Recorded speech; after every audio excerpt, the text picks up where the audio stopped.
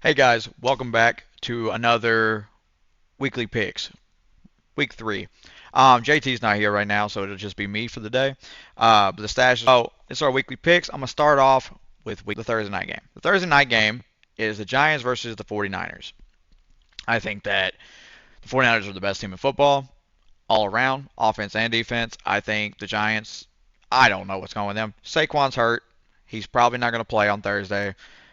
I'm gonna go with the Niners by a lot, but yeah, I'm picking the Niners. I think the Niners are just the best team. I think it's an easy dub for them. Uh, and then we move on to Sunday games. On the Sunday games, we have the Dolphins versus the Broncos. I'm going to take the Dolphins on this one.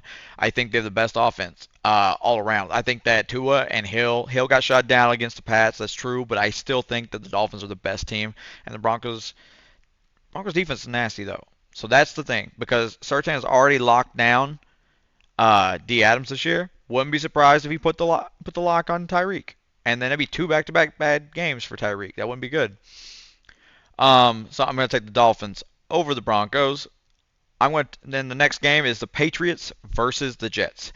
I think that the Patriots defense is nasty. I think they're really good. I think their offense is kind of slow at moving. Like they start very slow in the game.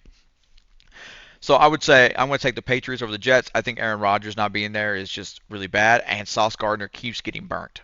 That's 2 games in a row. He's looked like crap. He even deactivated his Twitter because of it. So yeah, I'm definitely taking the Pats on this. I think this is an easy lockup for them. Texans Jaguars. The Jags did not look that great against the Chiefs. Like Trevor Lawrence and Ridley could not really get much of a connection that day. Also, their Chris Jones for the Chiefs was back, and he made his presence known. I'm going with the Jags. I think it's just a safe choice. I don't think the Texans are on that level yet.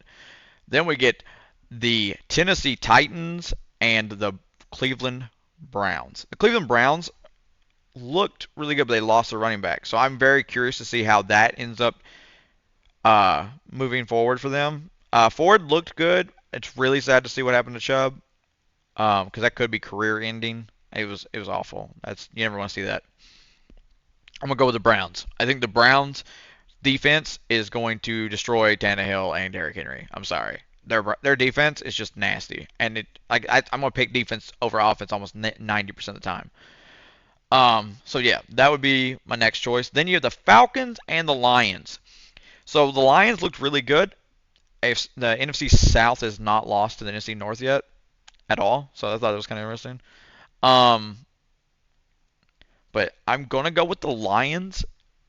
They are kind of banged up, but I think it's going to end up being a shootout between them and the Falcons, and I think the Lions are going to take this. I think it'll be close.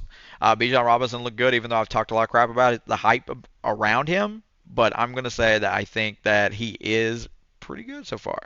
He's got a lot of he's actually I think averaging one of the most amounts per scrimmage right now, like one of the top guys. But anyways, then we got the Saints and the Packers. I think this is gonna be a really good test for Jordan Love. I want to see how he plays against a good defense, like a really good defense. So Atlanta had a good defense, but I think the Saints defense is even better. So I'm gonna go with Packers actually. I don't think that Derek Carr will be able to do anything. This may be another field goal game. It'd be 3 weeks in a row. If you play the Saints, get ready to kick field goals only because it's tough.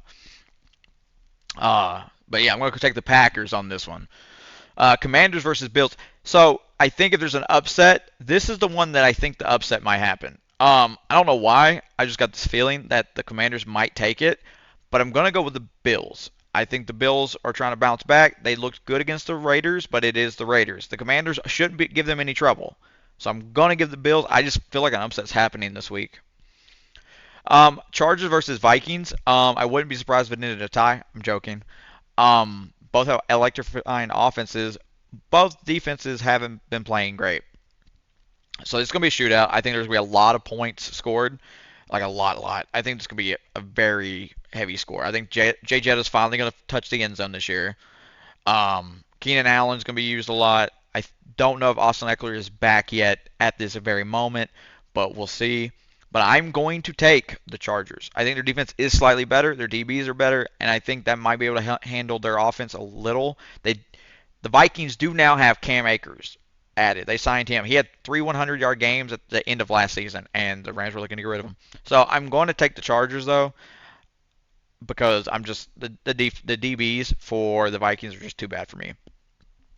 The Colts versus the Ravens. I'm going to give it to the Ravens, but I probably would have gave it to the Colts if Anthony Richardson was playing, but he is on concussion protocol. So I think the team's still solid. Jonathan Taylor's still not back though.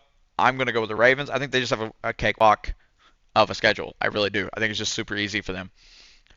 Then we have Seattle versus the Panthers.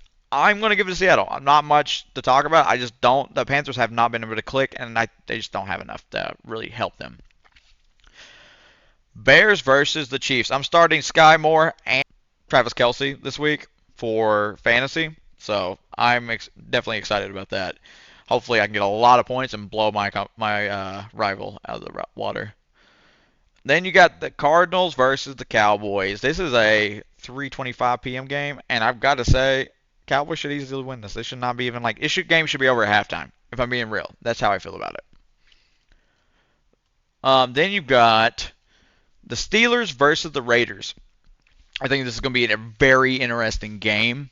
Um, the offense for the Pittsburgh Steelers did not get it clicking very well on Monday night against the Browns. Their defense is the only thing that even won them the game. Two takeaways for scores: a pick six to start the game and a fumble recovery scoop and score by the defense. They looked great. Deshaun Watson is not the QB he used to be, obviously. He cannot move like he should. His IQ is not where it should be. Very disappointing. Then we go to Monday night, and I'm going to talk about my team last because they're playing Monday night, and I want to talk about them last, so deal with it. We got the Rams versus Bengals.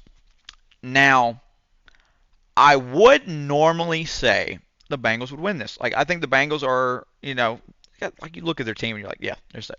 I'm not sure if Burrow's playing. I am not. I don't have faith in them right now. And the Rams have looked excellent. The Rams lost by 7 to the Niners, who have the fully best team. So yeah, I'm gonna take the Rams. That might shock some. I'm going with the Rams on Monday night. They just look way better. Matthew Stafford looks fantastic, and that new wide receiver he's got has been an excellent replacement for Cooper Kupp at the moment. Now, it's time for them. It's time for the Bucks. I I think the Bucks have a small chance of winning. Philly and the Bucks have a little bit of rivalry back in the early 2000s. Rondé Barber intercepting Don McNabb and returning for a touchdown to beat the Eagles and go into the Super Bowl and win the Super Bowl. Rondé Barber will be at the game. His Hall of Fame, and he will get his ring at the Monday night game. This is big. This is big. Tampa will need to show out for a legend that was built in that home. So, I'm going to take Tampa. I don't think we have a huge opportunity of winning this game. I'm going to say it's a 90-10. Um, their O-line looks really good. They may have the best O-line in all of football. Our defensive line looked great against the Bears O-line and pretty good against the Vikings, but the Vikings were also banged up. I think we got some momentum rolling. I think that the Bucks with Baker leading the charge, Mike Evans being electric. This game I think will either win by a very small majority, like we have done the last 2 weeks. Well, the first week, and then we kind of won by 10. If we win, it'll be by 3 points or less. I don't think it'll be we're not blowing this team out. They're too good. But if we do win, it's by 3. Or we'll get blown out and look like trash. One of the two will happen, I think. I don't see us blowing them out. If we do, great. It's just I don't see it happen. The Philly is most likely going to win this game, but I'm gonna pick my Bucks. I'm gonna try and be humble, but I think we have an opportunity. Not sure, like I said, not a high one, but I think we have a shot. So I'm gonna go with the Tampa Bay Buccaneers to finish out the picks for this week as winning on and moving to 3-0. I know that it may be a little biased, but I thought they looked very good and I think we got some spark rolling, and we're playing them at home, so we don't have to go anywhere, no traveling. They're coming to us, so. But yeah, tell me what you guys think in the comments below. Please like and subscribe. It means a lot to us, and you enjoying the content makes us want to continue doing it. So thank you all, and peace out.